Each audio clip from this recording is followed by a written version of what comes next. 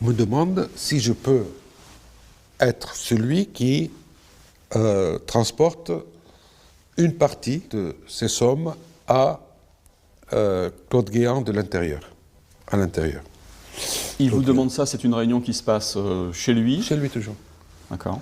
Et à ce moment-là, je dis si c'est bon, mais comment faire rentrer ça en France? Il me dit que le ministère de l'Intérieur sera informé, et donc tu rentres, il n'y a pas de problème. Et donc son frère Hameda s'amène avec une valise que je dois ramener en France. Dans cette valise, Guéant. il y a quoi exactement? Et il n'y a rien d'autre que de l'argent. Il y a à peu près, je pense, la première, c'était 1,5 million. Ça se constitue de billets de 100? De billets de 500 et quelques-unes de 200. Quelques paquets de 200. En liasse de billets, ce sont des billets neufs en euros? Totalement neufs. Vous avez ouvert la valise, vous avez regardé ce qu'il y avait à l'intérieur? Oui, mais je n'ai pas compté. Hein. J'ai ouvert, j'ai vu. Je me suis fait un plan dans la tête, qu'est-ce que j'allais mettre dessus pour cacher si j'avais de la place, et voilà. Mais ne vous inquiétez pas, de toute manière, les services sont prévenus, donc il n'y a pas de problème, vous rentrez avec et vous les livrez à M. Guéant. Et vous nous confirmez quand c'est reçu. Ils font appel à moi parce qu'ils ont confiance, donc je prends, je livre. Donc vous partez le lendemain matin à 9h, mais dans un avion privé, les Libyens organisent... Non. Des plus classiques et normaux, Africa. Un vol quotidien d'Africa, Tripoli, Paris. On est au mois de novembre 2006. Ouais. Vous arrivez à Paris, comme n'importe quel autre passager. Mais comment vous faites pour sortir de l'aéroport avec cette valise pleine d'argent?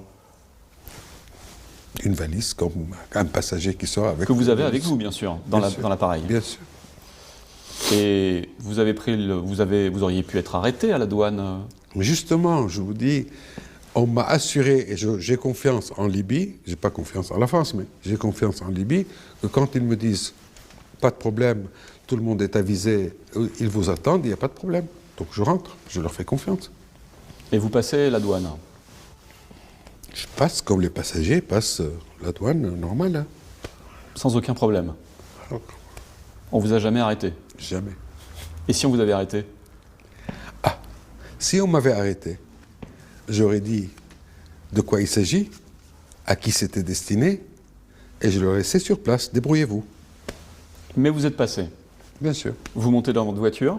Je monte dans ma voiture. Et racontez-nous la suite. Et je téléphone à M. Guéant, et je lui donne rendez-vous immédiatement. Enfin, il me donne rendez-vous immédiatement. Donc vous êtes dans votre voiture et vous vous dirigez vers où exactement? Vers la place Beauvau. Au ministère de l'Intérieur. Je sors de la voiture avec la valise et je rentre par la porte principale. On vous fouille, on vous demande qui vous êtes? Pas du tout. Je donne mon nom et je sais que je suis attendu, donc je rentre directement. On m'accompagne chez M. Guéant. Donc quelqu'un vous accompagne? Vous avez votre valise avec vous? C'est une valise à roulettes? Non. C'est une valise avec un zip en cuir. D'accord, donc c'est en fait une petite mallette. Grande. Je rentre dans... quand vous allez en face, vous avez les escaliers principaux, où il y a le grand bâtiment, et le bâtiment collé, qui fait une autre entrée à ta droite, à votre droite. Et le premier étage, c'est le bureau de M. Guéant. Quand vous rentrez dans le bureau de Claude Guéant, qu'est-ce qui se passe? Bonjour, ça va, etc. J'arrive une seconde, voilà. Il sort de derrière son bureau, on parle un tout petit peu sur la chaise. Il voit où j'ai laissé le truc, c'est bon. La valise? La valise, et voilà. Vous la laissez où exactement? Dans le bureau, ouais. À côté de l'armoire, là. Je laisse à lui de se débrouiller. Je ne sais pas à savoir où est-ce qu'il va la mettre. Est-ce que lui la prend, par exemple? Est-ce qu'il prend la valise et il la met sur son bureau, il vérifie ce qu'il y a à l'intérieur? Ah non, pas du tout. Il sait très bien de quoi il s'agit. Il sait très bien que je ne vais pas la voler. Il sait très bien que je la mettais ici. Il sait très bien ce qu'il y a dehors. Mais il ne l'ouvre pas, il ne vérifie pas? Pas devant moi, en tout cas. Claude Guéant a quelle réaction quand vous lui amenez cette valise? Il s'attendait.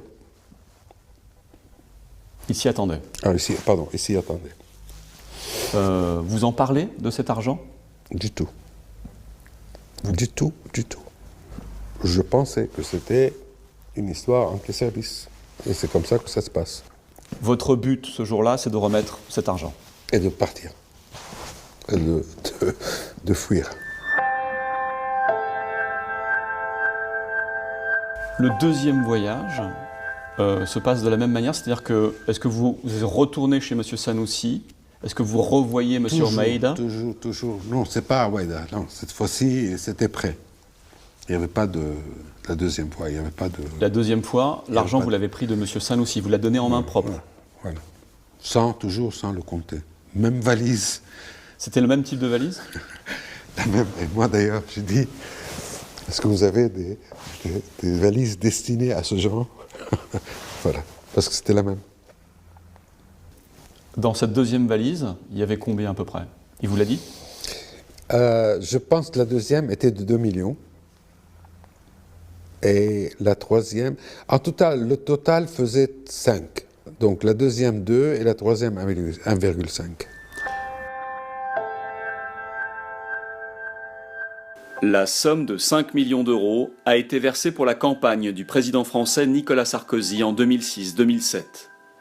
J'ai personnellement supervisé le transfert de cette somme via un intermédiaire français, en la personne du directeur de cabinet du ministre de l'Intérieur. Sarkozy était alors ministre de l'Intérieur. Il y avait aussi un second intermédiaire, le nommé Takieddine, un Français d'origine libanaise installé en France. Je confirme que cette somme a bien été réceptionnée par Sarkozy.